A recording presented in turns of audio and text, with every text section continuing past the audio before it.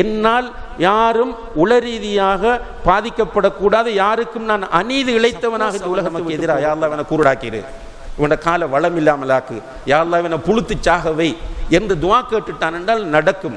அதிலேயும் அன்புள்ள சகோதரர்களே, சாலிஹான நல்ல மனிதர்கள் என்று காணப்படக்கூடியவர்களை நம்ம மிக கவனமாக கையாள வேண்டும். லேசான விஷயம் அல்ல. அவர்களுடைய மனங்களை புண்படுத்துவது என்பது மிச்சம் டேஞ்சரானது. என்னால் அவர்கள் அல்லாஹோடு நெருக்கமான தொடர்போடு இருப்பார்கள். அவர்கள் இயல்பாகவே கேட்டால் அல்லாஹ் கபூல் செய்வான். என்னால் அதை நான் சும்மா சொல்லலை. சில நேரங்களில் உங்களுக்கு வேறு வேறு சிந்தனை போகலாம். நான் உங்களுக்கு அந்த கண்ணியத்திற்குரிய பெரியோர்களே, சகோதர சகோதரிகளே, இந்த அருமையான நேரத்திலே துஆ தொடர்பாக சில முக்கியமான விஷயங்களை நினைவுபடுத்துவது எல்லோருக்கும் பயனுள்ளதாக இருக்கும் என்று நினைக்கின்றேன். துஆவை பொறுத்தவரையில் அல்லாஹு தஆலா நமக்கு தந்திரிக்கக்கூடிய மிகப்பெரிய ஒரு பாக்கியமாக காணப்படுகிறது. இந்த துஆவை வலியுறுத்தி அல் குர்ஆனிலே ஏராளமான குர்ஆன் வசனங்கள் வந்திருப்பதை நம்ம காணுகிறோம். அதே போல பல ஹதீஸ்களிலே நபிகள் நாயகம் ஸல்லல்லாஹு அலைஹி வஸல்லம் அவர்கள் துஆ கேட்பதை வலியுறுத்தி இருக்கிறார்கள். பொதுவாக அத்ஆஉ சிலாஹுல் முஃமின் என்று ஒரு ஹதீஸை சொல்லுவார்கள். ஆனால் அது ஹதீஸாக சொல்லப்படுமாக இருந்தால் ஆதாரம் கிடையாது, அது இட்டுக்கட்டப்பட்ட செய்தியாகும்.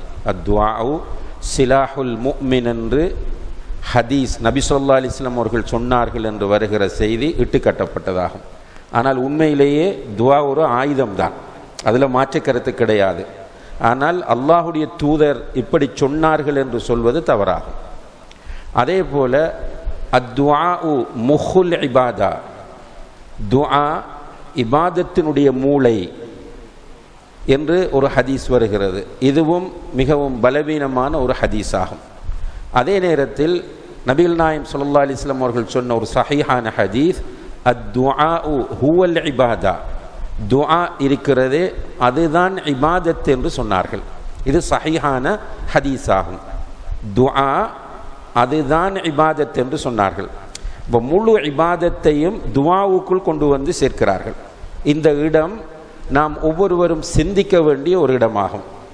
ஏனென்றால் துஆ தான் இபாதத் என்று சொன்னால் அதனுடைய அர்த்தம் என்ன என்று நம்ம பார்க்கிற போது, இந்த உலகத்தில் வாழக்கூடிய ஒரு மனிதன் தான் அல்லாஹுடைய அடிமை என்பதை 100% உணர்கிற ஒரு இடம் துஆ கேட்கிற இடம் மட்டும்தான். மற்ற நேரங்களில் இப்போ தொழுகை கூட சில நேரம் சும்மா தொழுதுட்டு போவான். அதே போல் நோன்பு பிடிப்பான், ஒரு நியத் இல்லாமல் கூட நோன்பு பிடிச்சிட்டு போவான். ஆனால் எப்போ துஆ கேட்க வருவான் என்று சொன்னால், என்னால் முடியாது, அல்லாஹ் மட்டும்தான் எனக்கு இருக்கிற ஒரே வழி என்கிற அந்த உணர்வு வருகிற போது தான் அவன் துஆவுக்கு போவான். துஆ செய்கிற போது அந்த ஃபீலிங்கோடு தான் செய்வான். அப்படித்தான் கேட்பான், யா அல்லாஹ் என்னால் முடியாது, டாக்டர்கள் எல்லோரும் கையை விரித்து விட்டார்கள், உதவி செய்வதற்கு இந்த உலகத்தில் யாரும் முன்வரவில்லை, உன்னை தவிர எனக்கு வேறு வழி இல்லை என்று தான் அல்லாஹுடைய அடியான் என்பதை வெளிப்படுத்துகின்ற மிக முக்கியமான ஒரு சந்தர்ப்பம் துஆவாகும். அதனால தான் நபிகள் நாயகம் ஸல்லல்லாஹு அலைஹி வஸல்லம் அவர்கள் அத்ஆஉ ஹுவல் இபாதா என்று சொன்னார்கள். இந்த துஆவை நம்ம அதிகம் கேட்டுக்கொண்டே இருக்க வேண்டும். துஆ கேட்பது என்றால் அல்லாஹ்விடத்தில் நம்முடைய தேவைகளை நாம் கேட்பது, இதுதான் துஆ. பொதுவாக இந்த உலகத்தில் நம்மை பெற்ற பெற்றோராக இருக்கலாம், அல்லது நம்மோடு கூட பிறந்தவர்களாக இருக்கலாம், ஆருயிர் நண்பர்களாக இருக்கலாம், யாராக இருந்தாலும் நம்ம திரும்ப போய் கேட்டால் அவர்கள் அலுத்து போவார்கள். ஒரே போய் கேட்பது, ஒரே போய் உதவி தேடுவது, அவர்கள் அலுத்து போவார்கள், கோபம் வரும். ஆனால் அல்லாஹ்வை பொறுத்தவரையில் நபிகள் நாயகம் ஸல்லல்லாஹு அலைஹி வஸல்லம் அவர்கள் சொல்லுகிறார்கள், மல்லம் யஸ்அலில்லாஹ யக்தப் அலைஹி, யார் அல்லாஹ்விடம் பிரார்த்திக்கவில்லையோ, அவருடைய தேவைகளை கேட்கவில்லையோ, அவர் மீது அல்லாஹ் கோபப்படுகிறான். சுப்ஹானல்லாஹ். கேட்காட்டி தான் அல்லாஹ்க்கு கோபம், கேட்டால் அல்லாஹ் மகிழ்ச்சி அடைகிறான். எப்படி மகிழ்ச்சி அடைகிறான் என்றால், ஒரு அடியான் தன்னுடைய 2 கரங்களையும் அல்லாஹ்வை நோக்கி உயர்த்தினால் அந்த கைகளை வெறுங்கையாக அனுப்புவதற்கு அல்லாஹ் வெட்கப்படுகிறான். சுப்ஹானல்லாஹ். ரசூலுல்லாஹி அலைஹி வஸல்லம் அவர்கள் சொல்லுகிறார்கள், ஒரு அடியான் தன்னுடைய 2 கைகளையும் அல்லாஹ்வை நோக்கி உயர்த்தி விட்டால் அந்த கைகளை வெறுங்கையாக அனுப்புவதற்கு அல்லாஹு தஆலா வெட்கப்படுகிறான் என்று நபி ஸல்லல்லாஹு அலைஹி வஸல்லம் சொல்றாங்க என்று சொன்னால், அல்லாஹு தஆலா அந்த அளவுக்கு நம்ம கேட்க வேண்டும் என்பதை தூண்டுகிறான். அல்லாஹ்விடத்தில் ஒவ்வொரு விஷயத்திற்கும் நம்ம கேட்க வேண்டும், அல்லாஹ்விடத்தில் தான் கேட்க வேண்டும். அல்லாஹ் அல்லாத வேறு யாரிடத்திலும் நாம் கேட்கக்கூடாது, கேட்க முடியாது. அதிலும் குறிப்பாக மரணித்தவர்களிடத்தில் போய் கேட்பது என்பது ஷிர்காகும். தெளிவாக அது நமக்கு தெரிந்த விஷயம். இருந்தாலும் கூட நம்முடைய சமுதாயத்தில் இன்னும் ஒரு மௌலவிமார் கூட்டம் இருந்து கொண்டு அல்லாஹ் அல்லாதவர்களிடம் கேட்பதை நியாயப்படுத்தி கொண்டு மக்களை தூண்டி கொண்டிருப்பதை பார்க்கிறோம். உண்மையிலே மனச்சாட்சிக்கு மாற்றமாக வேலை செய்யக்கூடியவர்கள் அவர்களுக்கு நன்றாக தெரியும் அல்லாஹ்விடம்தான் கேட்க வேண்டும் என்பது. இருந்தாலும் கூட அவர்களிடத்தில் காணப்படக்கூடிய வரட்டு கௌரவம் காரணமாக மக்களை மிஸ்கைட் பண்ணி கொண்டவர்கள் இருப்பதை நம்ம பார்க்கிறோம். எந்த ஒரு சந்தர்ப்பத்திலும் நம்ம துஆ கேட்பதாக இருந்தால், சும்மா உதவி கேட்கறது முடியுமானவரிடத்தில் தாராளமாக கூடும். இப்போ இவர்கிட்ட கொஞ்சம் தண்ணி எடுத்தாங்கன்னு கேட்கறது, அல்லது நான் ஒரு இடத்துல விழ பார்க்குறேன் அவரை கூப்பிடுறது, ஜீவத்தில் ஓடிவாங்க என்னை காப்பாற்றுங்கன்னு சொல்கிறது, இது துஆ கிடையாது. துஆ என்பது சக மனிதர்களால் முடியாத ஒரு விஷயத்தை அல்லாஹ்விடம் கேட்பது தான் துஆவாகும். எனவே அது வேறு இது வேறு, இதை கொண்டு போய் அதோடு ஒப்பிடக்கூடாது. மனிதர்கள்ட்ட நம்ம உதவி கேட்கிறோமே, அப்போ இது கூடும் என்றால் ஏன் நம்ம மரணித்தவர்களிடத்தில் கேட்கக்கூடாது என்றெல்லாம் முட்டாள்தனமாக சில நேரங்களில் பேசுவதை நம்ம பார்க்கிறோம். அப்போ அல்லாஹ் ஒருவனிடம் மட்டுமே நாம் கேட்க வேண்டும். இது ஒரு முக்கியமான விஷயம். அடுத்ததாக அன்புள்ள சகோதர சகோதரிகளை, இந்த துஆ கேட்கும்போது நாம் உள்ளத்தை ஒருநிலைப்படுத்திய நிலையில் தான் துஆ கேட்க வேண்டும்.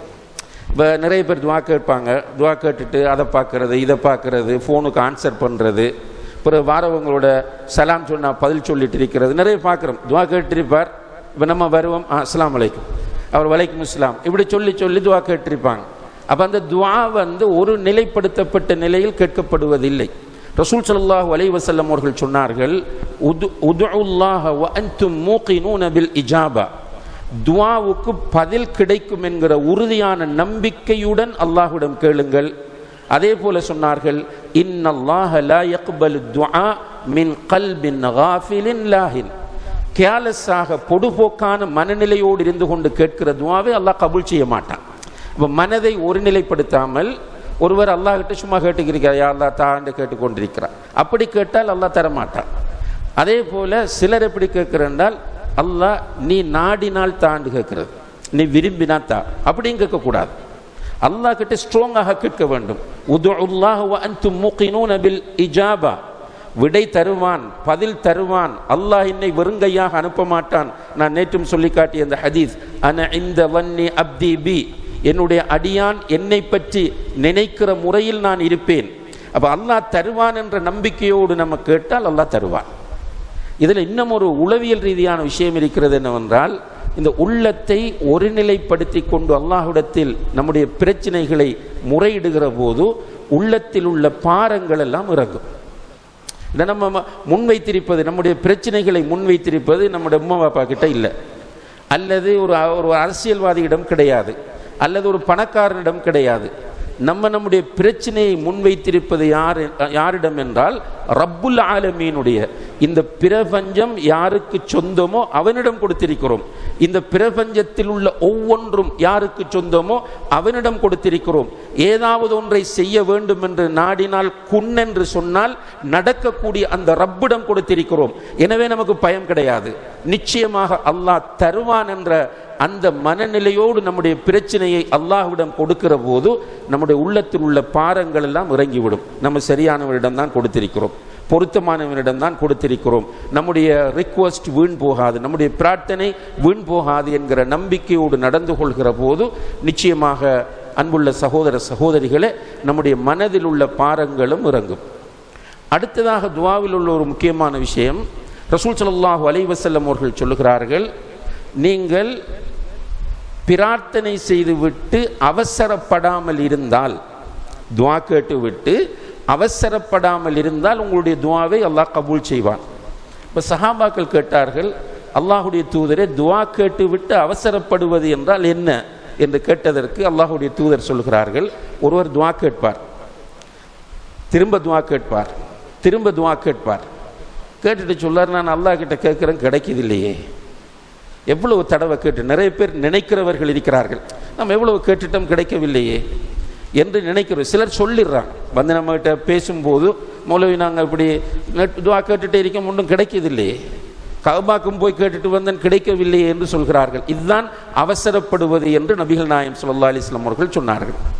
அப்போ நமக்கு நம்பிக்கையோடு அல்லாஹ்விடம் கேட்க வேண்டும், அல்லாஹ் தருவான் என்ற நம்பிக்கையோடு கேட்க வேண்டும். அல்லாஹ்வை பொறுத்தவரையில் நம்மோடு மிக இரக்கமுள்ளவன். இப்போ நான் ஏற்கனவே சொல்லி காட்டியது போல, நம்மை பெற்ற பெற்றோருக்கு நம்மள எவ்வளவு அக்கறை இருக்குமாக இருந்தால், நம்மை பெற்ற பெற்றோருக்கு நம்மில் இவ்வளவு அக்கறை இருக்குமாக இருந்தால், நம்மை படைத்த ரப்புக்கு எவ்வளவு அக்கறை இருக்கும். அதனால தான் ரசூலுல்லாஹி அலைஹி வஸல்லம் அவர்கள் ஒரு இடத்தில் இருக்கும்போது ஒரு பிரயாண கூட்டம் போகிறது. அந்த கூட்டத்தில் ஒரு பெண்மணி தன்னுடைய குழந்தையை மிஸ் பண்ணி விடுகிறார். மிஸ் பண்ணிட்டு அந்த குழந்தையை தேடிக்கொண்டிருக்கிறார். ரசூலுல்லாஹி அலைஹி வஸல்லம் அவர்களும் சஹாபாக்களும் அந்த காட்சியை பார்த்து கொண்டிருக்கிறார்கள். பார்த்து கொண்டிருக்கும் போது அந்த குழந்தை கிடைத்து விட்டது. கிடைத்தவுடன் அந்த பெண் தன்னுடைய மார்போடு குழந்தையை கட்டி அணைக்கிறார், முத்தமிடுகிறார், பால் ஊட்டுகிறார். இந்த காட்சியை பார்த்து கொண்டு இந்த சஹாபாக்களிடம் ரசூலுல்லாஹி அலைஹி வஸல்லம் அவர்கள் கேட்டார்கள், இந்த தாய் தன்னுடைய பிள்ளையை நெருப்பில் தூக்கி போடுவாரா என்று கேட்டார்கள். இந்த கையில் இருக்கக்கூடிய குழந்தையை நெருப்பில் போடுவாரா என்று கேட்டார்கள். சஹாபாக்கள் சொல்கிறார், யா ரசூலுல்லாஹ், சொற்ப நேரம் இந்த பிள்ளையை காணவில்லை என்பதற்காக இந்த தாய் துடித்த துடிப்பு, பதறிய பதட்டம், ஒரு தன்னுடைய குழந்தை எப்படி நெருப்பில் போடுவார் என்று கேட்டதற்கு அல்லாஹ்வுடைய தூதர் சொன்னார்கள், இந்த தாயை விட பன்மடங்கு அல்லாஹ் தன்னுடைய அடியார்கள் மீது இரக்கம் உள்ளவனாக இருக்கிறான். இந்த தாயை விட பன்மடங்கு அல்லாஹ் தன்னுடைய அடியார்கள் மீது இரக்கமுள்ளவனாக இருக்கிறான். அல்லாஹ் நம்மள இரக்கமுள்ளவன். நிச்சயமாக அல்லாஹு தஆலா நம்முடைய பிரார்த்தனையை வீணாக்க மாட்டான். அப்போ நம்ம கேட்கிறோம், ஏன் லேட் ஆகுது, நம்ம துஆ கேட்கிறோம், ஏன் லேட் ஆகுது என்பதை நம்ம யோசிக்க வேண்டும். இதில் முதலாவது விஷயம், சிலர் பிரார்த்திப்பார்கள், பிரார்த்தனை கபூலாக கூடிய நேரத்தில் பிரார்த்திப்பார்கள், பிரார்த்தனை கபூலாக கூடிய இடத்தில் வைத்து பிரார்த்திப்பார்கள், காபத்துல்லாவுக்கும் போய் பிரார்த்திப்பார்கள்.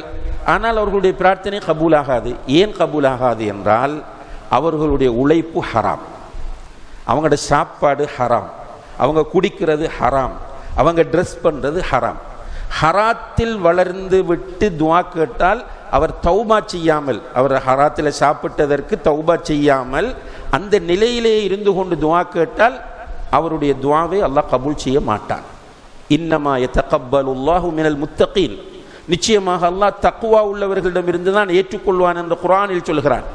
நபி ஸல்லல்லாஹு அலைஹி வஸல்லம் அவர்கள் சொல்கிறார்கள், துஆ கபூலாக கூடிய ஒரு சந்தர்ப்பம் எதுவென்றால், ஒரு மனிதன் நீண்ட பயணம் செய்வது, நீண்ட பயணம் செய்து கொண்டு டயர்டாகி, உடுப்பெல்லாம் அழுக்காகி, தலையெல்லாம் தூசி படிந்து இருக்கிற அந்த நிலையில் ஒருவன் அல்லாஹ்விடத்தில் துஆ கேட்டால் உடனே அல்லாஹ் கபூல் செய்வான்.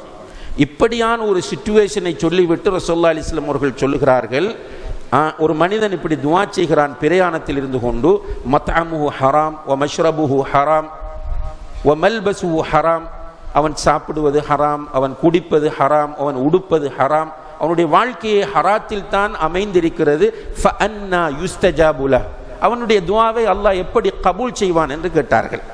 அப்போ ஹராத்தில் இப்போ சிலர் என்ன செய்யறா, பிஸ்னஸில் ஏதாவது ஒரு மோசடி செய்து நல்லா உழைச்சிட்டு உம்ராக்க போகிறது பிஸ்னஸ் தான். ஆனால் மோசடி செய்து பொய் சொல்லி ஏமாற்றி, இப்போ உதாரணமாக இந்த வாகனங்கள் வாங்கி விற்கிறாக்கள், மோட்டார் பைக்கோ காரோ, மீட்டரை மாற்றுவாங்க, மீட்டரை மாக்கி பெரிய ஒரு விலைக்கு வித்துடுறது, பெரிய லாபம் கிடைத்த நினைப்பவருக்கு அந்த காசு எடுத்து உம்ராக்க போகிறது. காபத்துல்லாஹ்ல வச்சு துஆ கபூலாகுமா? இல்லை, அவர் செய்திருப்பது மோசடி, ஹராம். இந்த நிலையில் சரி வராது. அப்போ ஒரு மனிதனுடைய துஆ ஏன் கபூலாகவில்லை என்பதை அவன் யோசிக்க வேண்டும். முதல் ரீசன், கபூலாகவில்லை என்றால், அன்புள்ள சகோதர சகோதரிகளை, நம்மளோட இன்கம் வழிகளை நம்ம சரியாக பார்க்க வேண்டியிருக்கு. நம்ம உழைக்கிற வழி சரிதானா, நம்முடைய சாப்பாடு சரிதானா, நம்ம பிள்ளைகளுக்கு கொடுக்குற உணவு சரிதானா என்று ஒவ்வொருவரும் பார்க்க வேண்டும்.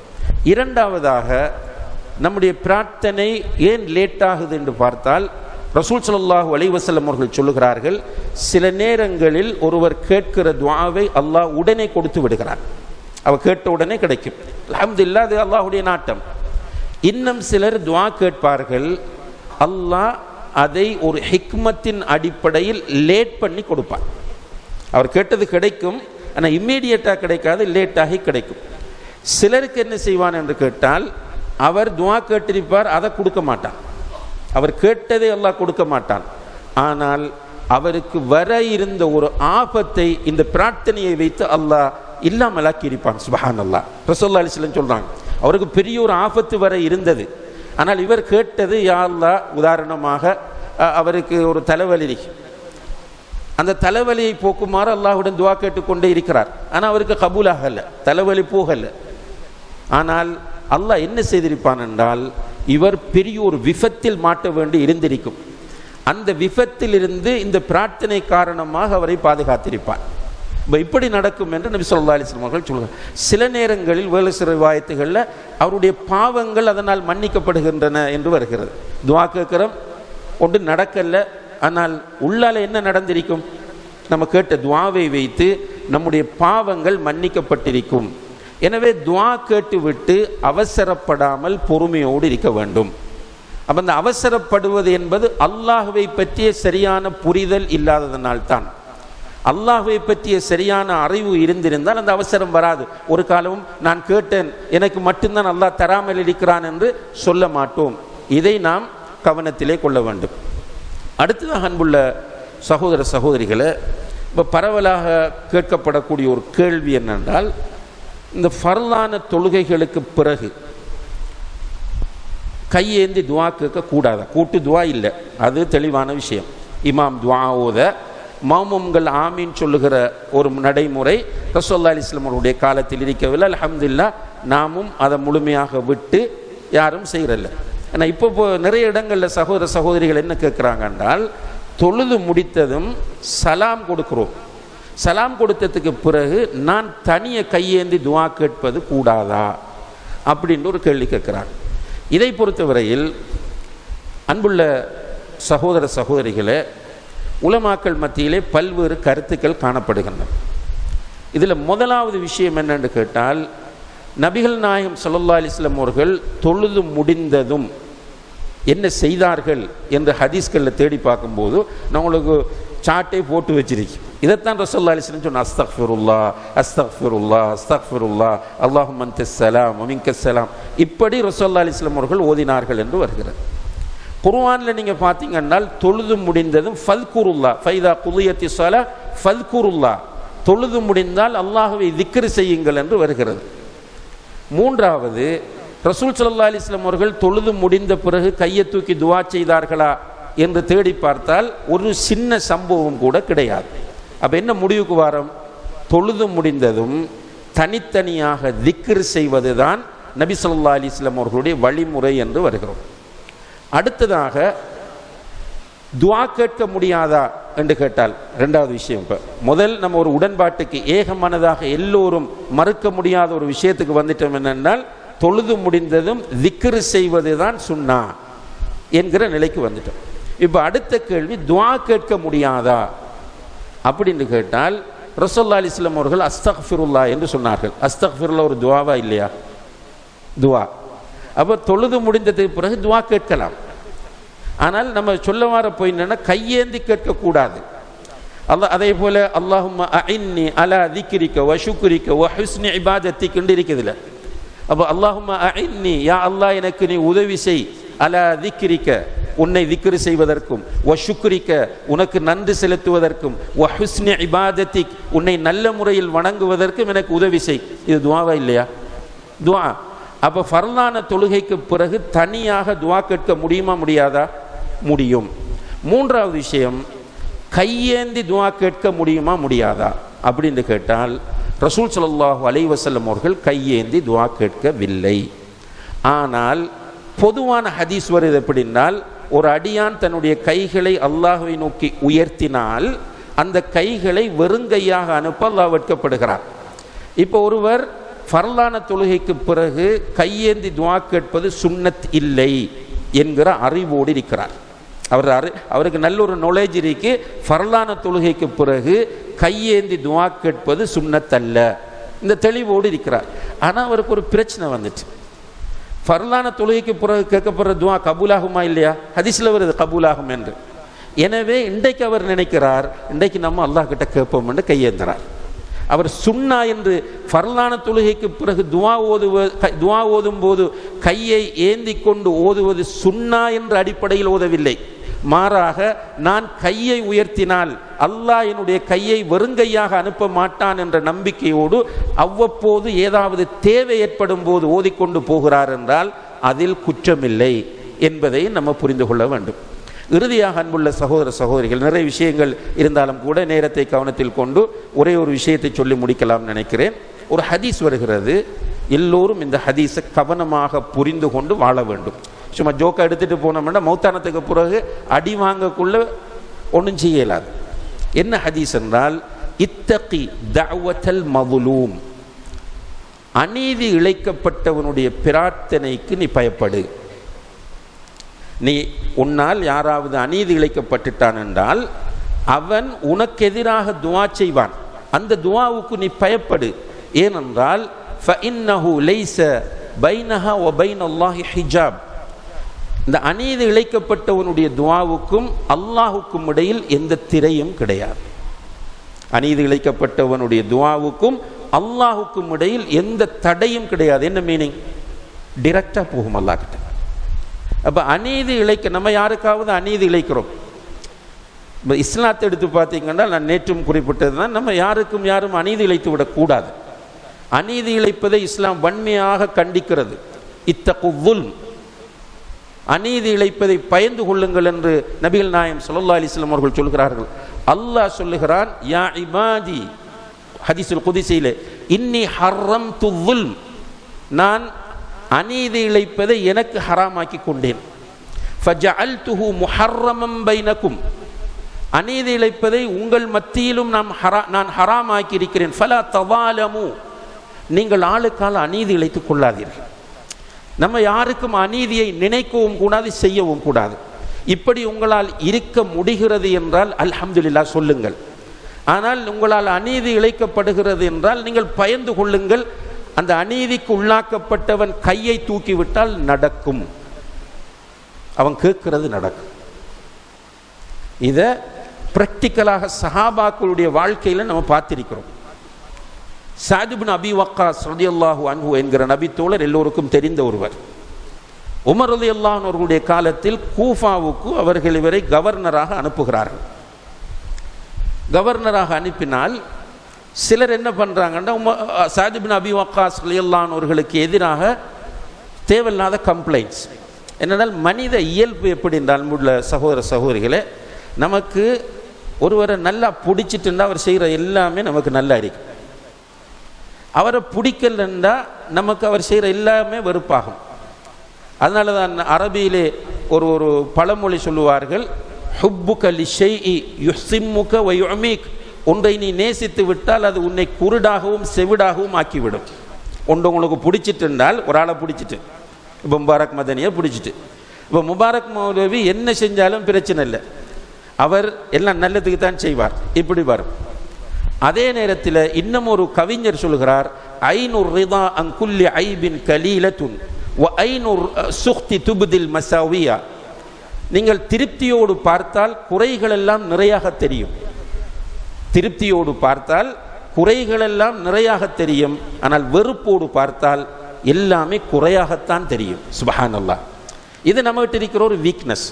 இப்போ நம்ம தாவா களத்தில் இருக்கும்போது நம்ம காணக்கூடிய ஒரு மிகப்பெரிய ஒரு கவலையான விஷயம் என்னென்னால், இப்போ நான் இந்த பர்சனல் லைஃப்பில் நான் அனுபவிக்கிறது, திடீர்னு ஒரு உதவி கேட்டு வருவாங்க, சல்லி தாங்கன்னு வருவாங்க, அல்லது ஒரு ரெக்கமெண்டேஷன் கேட்டு வருவாங்க, அல்லது வேறு ஏதாவது ஒரு உதவி கேட்டு வருவார்கள். அந்த உதவியை நம்ம உடனே செஞ்சிட்டோம்னா எங்களோட தங்க மதனி, போகிற இடமெல்லாம் மதனிக்குத்தான் சப்போர்ட். அதே நேரத்தில் நம்ம உதவி செய்ய முடியாதென்றால், வல்லாஹி சகோதரர் ஒரு சகோதரன்கிட்ட வந்தார், ஒரு செக்கை கொண்டு வரார், 50,000 ரூபா பெறுமதியான செக். வந்து சொன்னார், மௌலவி கொஞ்சம் அவசரம், இந்த செக் எடுத்துகிட்டு ஒரு 50,000 ரூபா காசு தாங்கன்னு வந்தார். அப்போ எனக்கு அதுக்கு வாய்ப்பு இருக்கல. நான் சொன்னேன், அதுக்கு என்கிட்ட வாய்ப்பு இல்லை, வேறு யாரும் பிஸ்னஸ் பண்ணுறவங்கள்ட்ட பாருங்கன்னு அனுப்பிட்டேன். அன்றிலிருந்து இன்று வரைக்கும் அது நடந்து ஒரு 5-6 வருடங்கள் இருக்கும். இன்று வரைக்கும் அவர் என்ன பார்க்கறதும் இல்லை, சலான் சொல்றதும் இல்லை. இது ஒரு மனித ஒரு வீக்னஸ். அப்போ என்ன பிடிச்சா அல்ஹம்துலில்லாஹ் எல்லாம் ஓகே, என்ன பிடிக்கலன்னா குறை தான் தேடுறது, என்ன பிள்ளை என்ன மிஸ்டேக் விடுறது. அப்படி மூமின் இருக்கக்கூடாது. நம்ம மௌத்தாகிறாக்கள், நம்ம கபருடைய வாழ்வை நம்பியவர்கள், நம்ம மஹ்ஷரை நம்பியவர்கள். மஹ்ஷரில் என்ன நடக்க போகுது தெரியுமா? ரசூல் ஸல்லல்லாஹு அலைஹி வஸல்லம் அவர்கள் சஹாபாக்களை வைத்து கொண்டு கேட்டார்கள், அத்ததுரூன மனில் முஃப்லிஸ், திவாலானவன் பேங்க்ரப்டானவன் யார் என்று உங்களுக்கு தெரியுமா? நம்முடைய பாஷையில் வங்குரோத்தானவன். வங்குரோத்தானவன் யார் என்று தெரியுமா என்று கேட்டார்கள். சஹாபாக்கள் சொன்னார்கள், மல்லா தீனார் அலஹு வலா திர்ஹம், யாருகிட்ட காசும் பணமும் இல்லையோ, தீனாரும் திர்ஹமும் இல்லையோ, அவன் தான் வங்குரோத்தானவன். அதில் மீனிங் என்னென்னா, ஒரு பிஸ்னஸில் கொண்டு இன்வெஸ்ட் பண்ணுறான் கொஞ்சம் தீனாரை, கடைசியில் வெறுங்கையோடு வாரான், இன்வெஸ்ட் பண்ணிக்கான் 1000 தீனாரை அல்லது ஒரு 10 லட்சம் ரூபா இன்வெஸ்ட் பண்ணிட்டான். ஆனால் கடைசியில் பார்த்தா 10 லட்சமும் அவுட். இப்போ இவனை தான் நாங்கள் முஃப்லிஸ் என்று சொல்லுவோம் என்று சொன்னார்கள். ரசூலுல்லாஹி அலைஹி வஸல்லம் அவர்கள் சொன்னார்கள், இந்த 10 லட்சம் போனால் திரும்ப வரும், இன்னும் ஒரு பிஸ்னஸில் 10 லட்சம் 20 வரும். ஆனால் இவன் வங்குரோத்தானவன் அல்ல. உண்மையிலே வங்குரோத்தானவன் யார் தெரியுமா? இந்த உலகத்தில் தொழுகையாளியாக இருப்பார், நல்லா தொழுவார், நோன்பு பிடிச்சிருப்பார், ரமலான் வந்தால் நோன்பு பிடிப்பான், சுன்னத்தான நோன்பு பிடிப்பான், நல்லா தொழுவான், அதுபோல ஏனைய வணக்கங்களிலும் ஈடுபடுவான். ஆனால் இவன் அட்டிடியூட் எப்படி இருக்கும் என்றால், வகது பரப ஹாதா, யாருக்காவது அடிக்கிறது, சத்தமஹாதா, யாரையாவது ஏசுறது, அக்கல மாலஹாதா, யாருடையாவது சொத்துக்களை அநியாயமாக பறித்து சாப்பிட்றது, சஃபக்க தமஹாதா, யாருடையாவது கொலை செஞ்சு அவனோட ரத்தத்தை ஓட்டுறது. இதுதான் வேறு ஸ்டைல், அதாவது அநியாயம் இழைக்கிறது.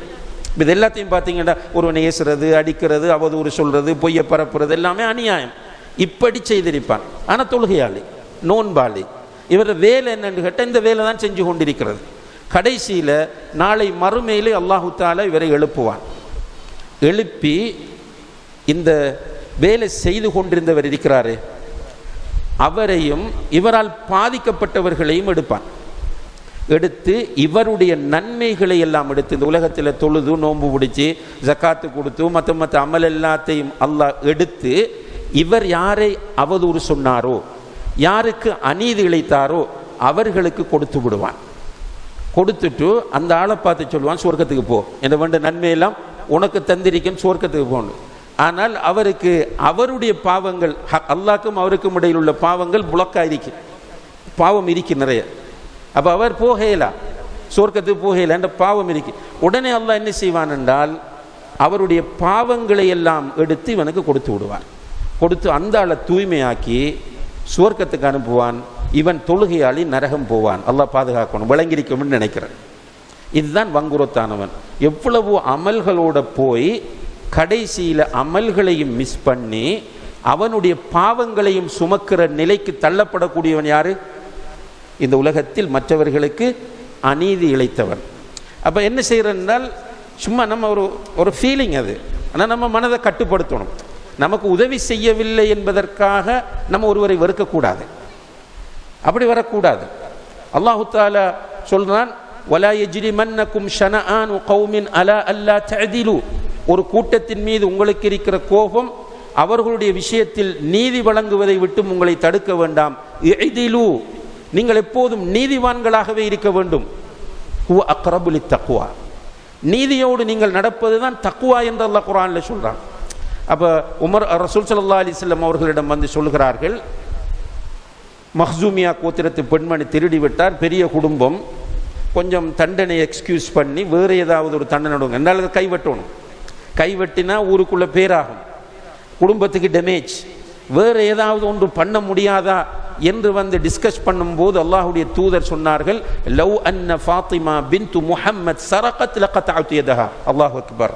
இந்த முஹம்மதுடைய மகள், அல்லாஹ்வுடைய தூதர் அந்த இடத்தில் வைத்து சொல்லுகிறார்கள், அவங்களை காட்டி சொல்லுகிறார்கள், இந்த முஹம்மதுடைய மகள் ஃபாத்திமா திருடினாலும் கையை வெட்டுவேன் என்றார்கள். இதுதான் இஸ்லாம். எந்த இடத்திலும் நம்மகிட்ட நீதி இருக்க வேண்டும். நமக்கு பிடிக்கிறது பிடிக்கவில்லை, நமக்கு உதவி செய்தார்கள், செய்யவில்லை, நம்ம ஒரு வகையில் இவர்களால் பாதிக்கப்பட்டு விட்டோம் என்று சொல்லி அநீதி இழைக்க வருவது பெரிய ஆபத்து. அதான் சொல்ல வாரேன். சஅத் பின் அபி வக்காஸ் ரலியல்லாஹு அன்ஹு அவர்களை ஒரு சிலருக்கு பிடிக்கல. பெரிய ஒரு கம்ப்ளைண்ட் உமர் ரலியல்லாஹு அன்ஹு அவங்களுக்கு வருது. என்ன கம்ப்ளைண்ட்? இவர் நீதியாக நடப்பதில்லை, பொது சொத்துக்களை சரியாக பாதுகாப்பதில்லை. அதுக்குள்ள எந்த அளவுக்கு போனாங்கன்றா, இவர் தொழுகையை கூட ஒழுங்காக தொழ மாட்டார் என்று. சுப்ஹானல்லாஹ். இந்த கம்ப்ளைண்ட்ல எழுதுறாங்க, இவர் தொழுகையை கூட ஒழுங்காக தொழ மாட்டார். உமர் ரலியல்லாஹு அன்ஹு அவர்கள் ஒரு நீதியான மனிதர். அவர் உடனே ஒரு கொமிஷனை போட்டார், ஒரு குழு, ஆணைக்குழு ஒன்றை போடுறார். நீங்கள் உடனே கூஃபாக்கு போங்க, போய் சஅத் பின் அபி வக்காஸ் இருந்த ஏரியாவில் போய் விசாரணை நடத்துங்கள். அப்போ ஒவ்வொரு பள்ளியாக அந்த குழு போகுது, போய் கேட்குறாங்க, சஅதை பற்றி இப்படி கம்ப்ளைண்ட் ஹலீஃபாவுக்கு வந்திருக்கிறது, இதை பற்றி நீங்கள் என்ன சொல். ஒரு பள்ளியிலையும் ஒரு தருமே சுப்ஹானல்லாஹ் இப்படி ஒரு கம்ப்ளைண்டா, நிச்சயமாக சஅத் பின் அபி வக்காஸ் அப்படிப்பட்டவர் அல்ல, அவர் மிச்சம் நல்லவர் என்று எல்லா பள்ளியிலையும் சொல்கிறார்கள். ஒரு பள்ளியில் போய் கேட்டோடனே கத்தாதா என்று சொல்லக்கூடிய ஒரு ஆள் எழும்பி சொல்றார், சஅத் அப்படிப்பட்டவர் தான், சஅத் அப்படிப்பட்டவர் தான், குடும்பம் பார்த்து பொறுப்புகள் கொடுத்திருக்கிறார், பொது சொத்துக்களை மிஸ்யூஸ் பண்ணுகிறார், நபி ஸல்லல்லாஹு அலைஹி வஸல்லம் அவர்கள் தொழுத முறையில் அவர் தொழுவதில்லை, அவர் அப்படி பண்ணுகிறார் இப்படி பண்ணுகிறார் என்றோடனே சஅத் பின் அபி வக்காஸ் ரலியல்லாஹு அன்ஹு அவருடைய உள்ளம் உடைந்து விட்டது. அவர் உடனே அந்த இடத்திலேயே எழுந்து நின்று துஆ கேட்கிறார். அல்லாஹும்ம இன் கான காதிபன் ஃபஅத்தில் உம்ரஹு வஅர்ரிதுஹு லில் ஃபிதன். அல்லாஹு அக்பர். யா அல்லாஹ், இந்த ஆள் சொல்வது பொய்யாக இருந்தால், இப்படித்தான் சொன்னாங்க, இந்த மனிதர் சொல்வது பொய்யாக இருந்தால் இவருடைய ஆயுளை நீடித்துவை, இவருடைய ஆயுளை நீடித்துவை, இவரை சோதனைக்குள்ளாக்கு யா அல்லாஹ் என்று துஆ கேட்டுட்டு உட்கார்ந்துட்டார், அழுதுட்டு உட்கார்ந்துட்டார். அதுக்கு பிறகு இந்த ஹதீஸ் சஹீஹ் முஸ்லிமில் வரக்கூடிய செய்தி இது. அந்த செய்தியை அறிவிக்கிற ராவி சொல்லுகிறார், அந்த ஆள் வயது முதிர்ந்து ஒரு பிள்ளைகள் என்ன செய்வாங்கன்னா ரோட்டில் கல்லால் எறிஞ்சிட்டு ஓடுறது, அவர் நடந்து போகக்குள்ள தள்ளி விடுறது, ஒரு அவரை பேர் சொல்லுங்க ஷேகுன் மஃப்தூன், அவருக்கு பட்ட பேரு சோதனைக்குள்ளாக்கப்பட்ட கிழவன் என்கிற அளவுக்கு மிக கஷ்டப்பட்டு தான் மௌத்தானார் என்று அந்த ஹதீஸை அறிவிக்கிற ராவி சொல்லுகிறார். சுப்ஹானல்லாஹ். எப்படி பாருங்க, நேரடியாக நமக்கு நடந்த சம்பவம் இது. அதே போல சயீத் ரலியல்லாஹு அன்ஹு என்கிற ஒரு நபித்தோழருக்கு எதிராக ஒரு பொம்பளை வந்து கம்ப்ளைண்ட் ஒன்று கொடுக்குறார், அவருடைய சொத்தை அநியாயமாக எடுத்துட்டார். கொடுத்த உடனே அவரும் இப்படித்தான் மனம் நொந்து போய் சொன்னார், அல்லாஹும்ம இன் கானத் காதிபத்தன் ஃபஅமி பஸரஹா வஅமித்ஹா ஃபீ தாரிஹா, ஃபஅமி பஸரஹா ஃபஅமித்ஹா ஃபீ தாரிஹா. யா அல்லாஹ், இந்த பொம்பளை பொய் என் மீது சொல்லக்கூடியது பொய்யாக இருந்தால், இந்த பொம்பளை சொல்றது பொய்யாக இருந்தால் இந்த பொம்பளையை குருடாக்கி அவட வீட்டுக்குள்ள சாகவை என்று சொன்னார். சுப்ஹானல்லாஹ். அந்த ஹதீஸ் அறிவிக்கிறவர் சொல்கிறார், இந்த பொம்பளை கண் தெரியாமல் போய்விட்டார் காலப்போக்கில். பிறகு வீட்டில் ஒரு கிணறு இருக்கு, கிணறுண்டா கட்டப்படாத, நம்ம அந்த கொட்டைன்னு சொல்லி முஞ்சி வச்சுக்கிருந்தோமே அப்படியான பூசப்படாத கட்டப்படாத ஒரு கிணறு, அந்த கிணற்றில் விழுந்துதான் அவர் மரணித்தார். சுப்ஹானல்லாஹ். அவர் வீட்டுக்குள்ளே கண் பார்வையும் இல்லாமல் போனது, வீட்டுக்குள்ளேயே மௌத்தாகக்கூடிய நிலை வந்தது. இந்த சம்பவத்தை எதுக்கு சொல்றேன்னா, முதல் ஹதீஸ் சொல்லுது, உனக்கு அநீதி இழைக்க, உன்னே யாருக்கு அநீதி இழைத்தாயோ அவன் துஆ கேட்கிற விஷயத்தில் பயந்துகொள், ஏனென்றால் அவன் கேட்ட உடனே நடக்கும். சுப்ஹானல்லாஹ். இந்த ரெண்டு சஹீஹான செய்திகளும் கேட்டு நடந்ததை நமக்கு சொல்கிறது. நம்ம யாருடைய மனதையும் புண்படுத்தி விட்டு மௌத்தாக கூடாது. இது ஒரு பொலிசியாக வைத்துக் கொள்ளுங்க, ஒரு கொள்கையாக. என்னால் யாரும் உளரீதியாக பாதிக்கப்படக்கூடாது, யாருக்கும் நான் அநீதி இழைத்தவனாக இந்த உலகத்தை விட்டு போகக்கூடாது. நேற்று நான் சொன்ன ரசூலுல்லாஹி அலைஹி வஸல்லம் அவர்களுடைய அந்த நிலைப்பாடுகளை. எனவே அன்புள்ள சகோதர சகோதரிகளே, நீங்கள் எனக்கு ஒரு அநீதி செஞ்சிட்டீங்கன்னா நான் துஆ கேட்டால் உடனே நடக்கும், அது ஏதோ ஒரு கோணத்தில் உங்களை பாதிக்கும். அதே போல் நான் உங்களுக்கு ஒரு அநீதி இழைத்து நீங்கள் அல்லாஹ்விடத்தில் கையேந்திட்டால் ஏதோ ஒரு கோணத்தில் நடக்கும். ஆனால் நம்ம கையேந்தி விடக்கூடாது. ரசூலுல்லாஹி அலைஹி வஸல்லம் அவர்களைப் போல இருக்க வேண்டும். ரசூலுல்லாஹி அலைஹி வஸல்லம் அவர்கள் மக்காவில் வைத்து கடுமையாக சோதிக்கப்பட்டார்கள். மேக்சிமம் அதை பேசுகிறதா இருந்தால் மணித்தியால கணக்கில் பேசலாம், அவ்வளவு சோதிக்கப்பட்ட. கடைசியில் மதீனா விட்டு வெளியே போகும்போது தலைக்கு விலை மக்காவை விட்டு வெளியே போகும்போது தலைக்கு விலை பேசினார்கள், ரவுண்ட் அப் பண்ணினார்கள், பின்னால் பின்துயர்ந்து வந்தார்கள். எல்லாத்தையும் தாண்டி அல்லாஹுடைய உதவியை கொண்டு மதீனாவில் போய் செட்டில் ஆகிட்டாங்க. மதீனாவில் போய் செட்டில் ஆகி வாழ்கிறதுக்கு இந்த மக்காவில் உள்ளாக்கள் விட்டாங்களா? இல்லை. அங்கேயும் டோர்ச்சர். ஒவ்வொரு யுத்தமாக பத்ர் என்றும் உஹத் என்றும் ஒவ்வொரு யுத்தமாக தொடுத்து விட்டு ஹிஜ்ரி 8ஆம் ஆண்டு அல்லாஹு தாலா அவர்களுடைய மதீனா வாழ்க்கையை செழிப்பாக்கி அவர்களுடைய ஆட்சியை ஸ்ட்ராங் ஆக்கினதுக்கு பிறகு மக்காவை வெற்றி கொள்வதற்காக வருகிறார்கள். வந்தால் இப்போ முஷ்ரிக்குகளுக்கெல்லாம் நடுக்கம் பிடிச்சிட்டு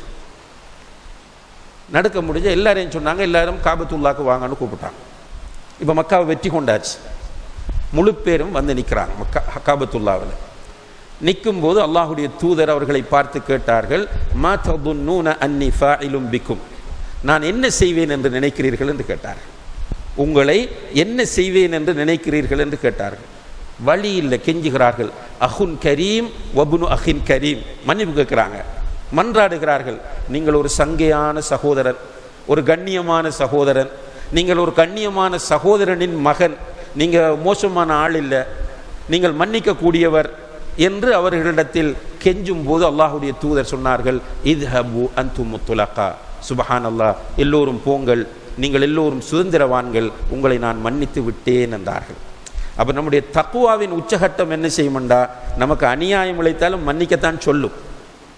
அவனுக்காக துவா கேட்போம், யா அல்லாஹ் அவனுக்கு ஹிதாயத்தை கொடு, அவனோட உள்ளத்தை விரிவாக்குண்டு நம்மளை துவா கேட்க சொல்லும். ஆனால் நம்ம பயந்து கொள்ளணும், சப்போஸ் அவன் நமக்கு எதிராக, யா அல்லாஹ் அவனை கூருடாக்கிடு, இவனோட கால வளம் இல்லாமலாக்கு, யா அல்லாஹ் இவனை புழுத்து சாகவை என்று துவா கேட்டுட்டான் என்றால் நடக்கும். அதிலேயும் அன்புள்ள சகோதரர்களே, சாலிஹான நல்ல மனிதர்கள் என்று காணப்படக்கூடியவர்களை நம்ம மிக கவனமாக கையாள வேண்டும். லேசான விஷயம் அல்ல. அவர்களுடைய மனங்களை புண்படுத்துவது என்பது மிச்சம் டேஞ்சரானது. என்னால் அவர்கள் அல்லாஹோடு நெருக்கமான தொடர்போடு இருப்பார்கள். அவர்கள் இயல்பாகவே கேட்டால் அல்லாஹ் கபூல் செய்வான். என்னால் அதை நான் சும்மா சொல்லலை. சில நேரங்களில் உங்களுக்கு வேறு வேறு சிந்தனை போகலாம். நான் உங்களுக்கு அந்த மெசேஜை எத்தி வைக்க வேண்டும் என்பதற்காக சொல்கிறேன். அல்லாஹ் ஹதீஸுல் குதுசியிலே சொல்கிறான், மன் ஆதாலி வலியன் ஃபகத் ஆதன்துஹு பில் ஹர்ப், என்னுடைய ஒரு நேசனை நீ பகைத்து கொண்டால், ஹதீஸுல் குதுசி மிக உறுதியான சஹீஹான ஹதீஸுல் குதுசி, என்னுடைய ஒரு நேசனை நீ பகைத்து கொண்டால் உனக்கு எதிராக நான் யுத்தம் தொடுப்பேன். யார் சொல்றது? அல்லாஹ். அப்ப நல்ல மனிதர்களாக தென்படக்கூடியவர்களை பகைத்து கொள்ளாதீர்கள். வாழ்க்கையில் ரொம்ப கஷ்டப்பட்டு போவீர்கள். நிச்சயமாக எந்த ஒரு கோணத்திலாவது அல்லாஹ் உங்களை கண்டிப்பாக சோதிப்பான். மறுமையில் கடுமையான தண்டனை தருவார். எனவே பிரார்த்தனைகளுடைய விஷயத்தில் இந்த விஷயங்களை எல்லாம் நாம் கவனத்தில் கொண்டு அல்லாஹ்விடத்தில் நபிகள் நாயம் ஸல்லல்லாஹு அலைஹி வஸல்லம் அவர்கள் காட்டி தந்த முறையில் உறுதியான நம்பிக்கையோடு பிரார்த்திக்கக்கூடியவர்களாக மாற வேண்டும். எல்லாம் வல்ல அல்லாஹு தஆலா அதற்கு நம் எல்லோருக்கும் தௌஃபீக் செய்வானாக. வ ஆஹிரு தஅவானா அனில் ஹம்துலில்லாஹி ரப்பில் ஆலமீன். வஸ்ஸலாமு அலைக்கும் வரஹ்மத்துல்லாஹி வபரகாத்துஹு. சுப்ஹானக்கல்லாஹும்ம வபிஹம்திக அஷ்ஹது அன் லா இலாஹா இல்லா அன்த அஸ்தக்ஃபிருக வ அத்தூபு இலைக்.